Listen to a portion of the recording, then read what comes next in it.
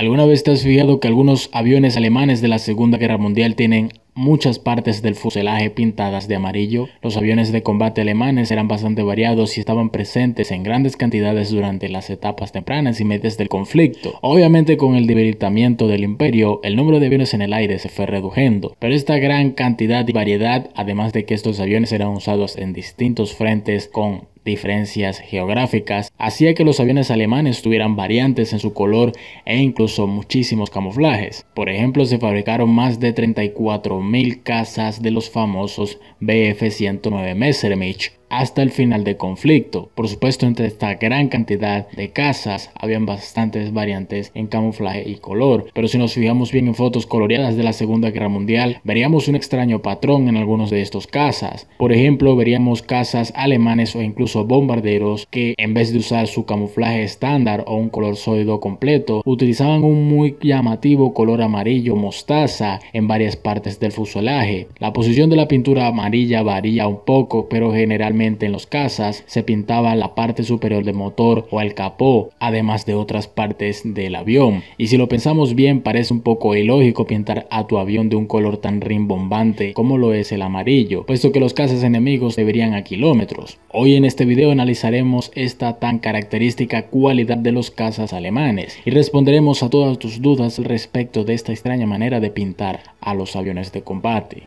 Los primeros cazas alemanes pintados de esta manera fueron pertenecientes al escuadrón de cazas Jacques-Baden 26 y 54, ambas alas de la Luftwaffe. Fueron formadas cerca del principio de la Segunda Guerra Mundial. Ambos escuadrones de cazas participaron en casi todas las batallas importantes del conflicto. Incluso el JG-26 participó en la etapa de la Guerra de Broma antes y en el principio de la Segunda Guerra Mundial, y hasta el final del conflicto lucharon incondicionalmente hasta la caída de Alemania.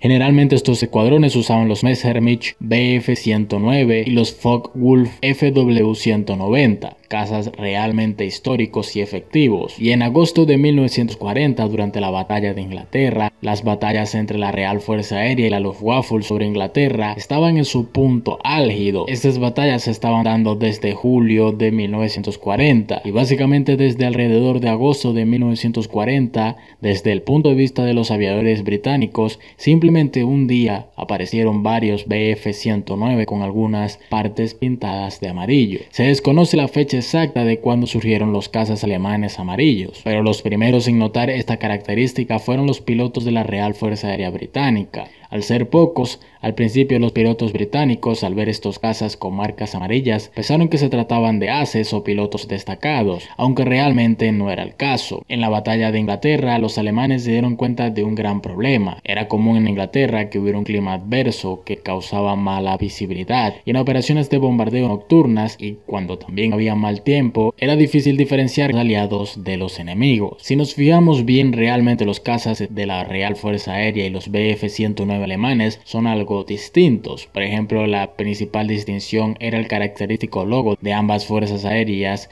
como el de la Real Fuerza Aérea o el de la Luftwaffe, que son bastante llamativos, además de otras características del fuselaje que son muy prominentes. Pero estando a cientos de metros de altura y con mal tiempo o de noche, era difícil diferenciar a lo lejos a enemigos de amigos. Muchas veces era bastante común que se dieran casos de fuego amigo, aunque no hay registros de que sucediera esto de manera importante. Sin embargo, se cree que era un problema real, tanto que impulsó a los alemanes a deshacerse del camuflaje y pintar partes de sus cazas de color amarillo para poder diferenciar a los aliados entre sus aliados. El hecho de que sea amarillo y no otro color menos llamativo como lo usaron los aliados, haremos de eso un poco más adelante, nos habla de la real preocupación de que se diera fuego amigo entre los escuadrones de la Luftwaffe y la necesidad de realmente diferenciar los bandos en las grandes batallas aéreas que se daban en la batalla de Inglaterra, ya que el amarillo se veía desde bastante lejos y sin problemas. La mayoría de veces los escuadrones de la Luftwaffe recibían los aviones en un color base de fábrica y cada uno de ellos era responsable de pintar y añadir franjas amarillas de ser necesario.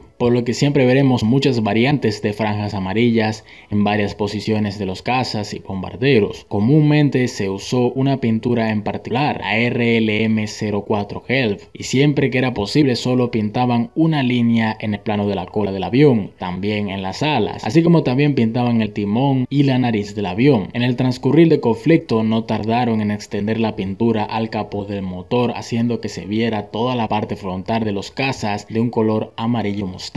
Al principio era mayormente visto solo en cazas Bf-109, pero posteriormente y cuando fue necesario se empezó a usar en otros cazas como los FW-190 y también de manera menos prominente en bombarderos como los famosos Junker Ju-87, los Ju-88 y los más grandes Heinkel HE-111, que usarían franjas amarillas solamente en la cola o solamente en los conos de las hélices. En el norte de África, en vez de amarillo, se usó generalmente el blanco en los cazas, como podemos ver en esta imagen, lo cual es bastante curioso. Como es bien sabido, con el transcurrir del conflicto, la Luftwaffe no podía darse abasto y pues por supuesto no podía suplir la gran cantidad de aviones que los campos de batalla de las etapas tardías de la Segunda Guerra Mundial les exigían para mantenerse en el conflicto, por lo que en estas etapas tardías era raro ver aviones con las llamativas marcas amarillas mostaza, ya que simplemente muchas veces no se podían dar el lujo de esperar a que pintaran los aviones de este color. También se daban casos muy raros en donde los alemanes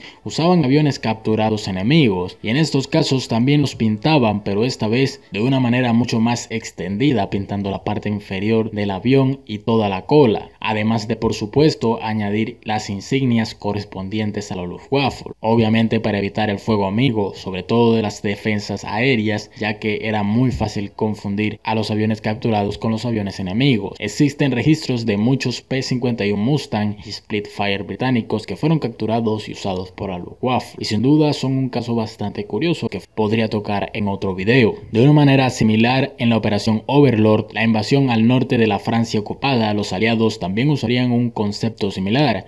Los aliados usaron marcas de invasión bastante características que se trataban de simples franjas de color blanco y negro. Estas servían para diferenciar a los bombarderos y cazas aliados de los alemanes durante la invasión. Se pensaba que era muy importante ya que la magnitud del ataque lo ameritaba. Los aliados iban a usar una gran variedad de aviones y era importante diferenciar los bandos. La magnitud del poderío aéreo de la invasión de Francia fue tal que se dice que por cada avión alemán habían 10 aviones aliados en vuelo. Realmente pintar los cazas de amarillo no fue una mala estrategia porque el camuflaje ya empezaba a ser un poco irrelevante en los campos de batalla de ese entonces y realmente casi erradicaron por completo los casos de bajas por fuego amigo. Era una buena práctica y sin duda les dio una pequeña pero útil ventaja. Dime tú qué opinas de esta práctica. Por supuesto, muchas gracias por ver este video hasta el final. Una suscripción y un like no me vendrían mal. Gracias por ver este video y nos vemos en la próxima.